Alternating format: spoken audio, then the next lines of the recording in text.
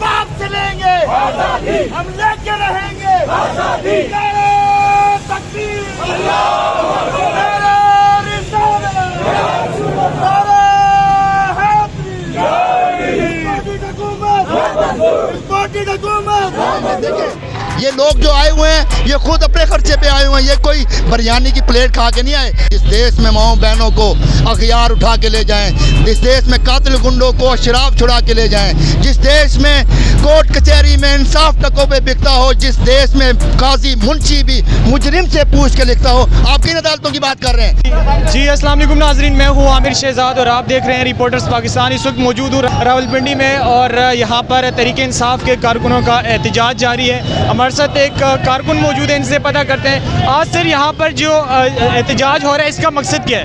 Basically आपने देखा होगा कि पिछले कुछ दिनों से हमारा सियालकोट का जलसा बिल्कुल प्रोग्राम के तहत जा रहा था, लेकिन बदकिस्मती से कि जो नहल इंतज़ामिया सियालकोट के अंदर अब वही इंतज़ामिया दोबारा आ गई है जो गवर्नमेंट की रस्सियों से हिलती है और जाती है और आती है।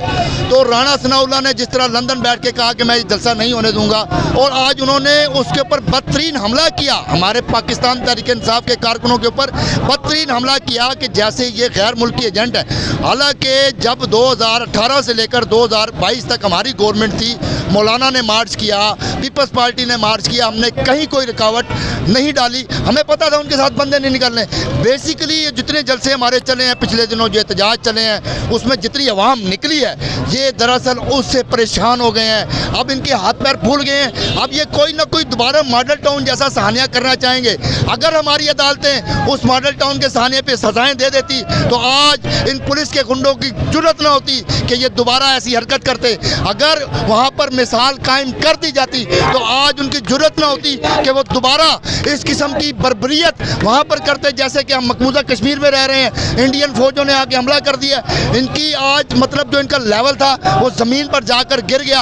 अब इनके हाथ पैर फूले हुए हैं, अब इनसे गवर्नमेंट चल नहीं रही। अब ये पछता रहे हैं कि हमारे साथ क्या हुआ है। कभी ये लंदन भाग रहे हैं, कभी ये अमेरिका भाग रहे हैं, और जो साजिश मुदाखलत हुई थी उसको एक्सेप्ट कर चुका है इन्होंने। पहले इन्होंने कहा कि जी वो ख़त नकली है, जाली है, जिस तरह कतरी ख़त इन्होंने दिया था, लेकिन अब इनको पता लगा है कि वो ख़त असली है और मुदाखलत हुई है। तो मैं अपने इस वीडियो के ज़रिए ये कहना चाहूँगा कि अगर पाकिस्तान में मुदाखलत हुई है तो पाकिस्तानी लोग भी अमेरिका में मुदाखलत करके दिखाएं, जैसे उन्होंने हमारे मुल्क में मुदाखलत की है आप भी करके दिखाएं। तो इनके अंदर ये जुर्रत नहीं है। अब ये परेशान है। ये देखें, ये लोग जो आए हुए हैं ये खुद अपने खर्चे पे आए हुए हैं, ये कोई बिरयानी की प्लेट खा के नहीं आए। हम इंशाअल्लाह इलेक्शन करवाएंगे, हमारी डिमांड है, और हम 2/3 अक्सरियत से इमरान खान को दोबारा इक़्तिदार में लाएंगे।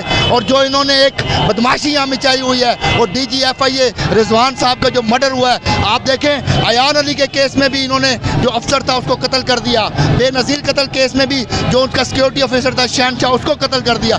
तो ये बदमाशी करके सारी उम्र गवर्नमेंट करते रहे हैं, लेकिन अब हम ऐसा नहीं होने देंगे।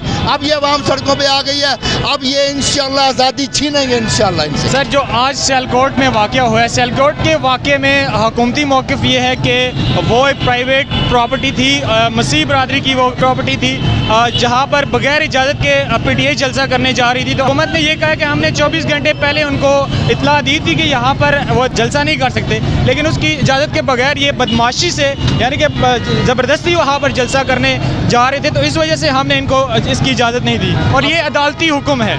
असल सिनेरियो ये नहीं है, अदालती हुक्म बहुत से आए हैं। वो कहते हैं ना, जिस देश में माओ बहनों को अखियार उठा के ले जाएं, जिस देश में कातिल गुंडों को शराब छुड़ा के ले जाएं, जिस देश में कोर्ट कचहरी में इंसाफ टकों पे बिकता हो, जिस देश में काजी मुंशी भी मुजरिम से पूछ के लिखता हो। आप किन अदालतों की बात कर रहे हैं? इन अदालतों की बात कर रहे हैं जो मुनर्रिफ अरकान के खिलाफ अब तक फैसला ना दे सकी। आप इन अदालतों की बात कर रहे हैं जो मॉडल टाउन को फैसला नहीं सुना सकी। आप इन अदालतों की बात कर रहे हैं जो लाखों की तादाद में केसेस अदालतों में पेंडिंग है, वो नहीं भुगताए जा रहे। ये सब सियासत हो रही है, ये अदालतों के फैसले नहीं है।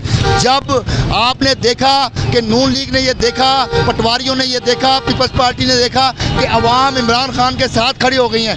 पहले उन्होंने मदीना मुनव्वरा में जो हरकत की, आपको शायद इल्म हो, उसके अंदर नून लीग के कारकुन पकड़े गए हैं, नून लीग के कारकुन वहाँ पकड़े गए हैं। पहले इन्होंने ये पूरा प्लान किया कि तौहीन मज़हब का हम पर्चा दर्ज करेंगे और फिर गिरफ्तारियाँ हाई कोर्ट ने उसके ऊपर स्टे दिया। उन्होंने कहा किसी को, अब इन्होंने दूसरा पैंतरा ये ढूंढा है कि मजहबी मुनाफरत फैलाकर इनको दबाया जाए, लेकिन अब ये हक और सच की आवाज़ नहीं दबेगी और इंशाअल्लाह हम इनसे अपनी हकीकी आज़ादी छीन के लेंगे और अमेरिका की ग़ुलामी नहीं करेंगे।